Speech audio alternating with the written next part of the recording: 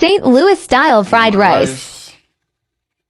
Bean sprouts with eggs, and green onions, and whatever. Got my meat I cooked. It's gonna be St. Louis style fried rice. I broke it up, wet your hand and all that. 1, 2, 3. 1, 2, 3. Mix it up. Damn it.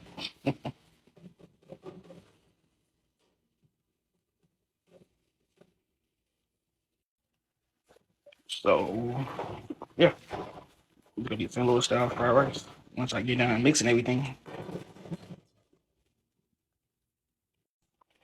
add eggs, bean sprouts, onions. Add a little bit of this if you want to, just a little bit. I don't know if you heard me, but I say not too much because you don't want the stuff to be too salty. Now add your chicken and beef, optional if you want to, and go ahead and mix that.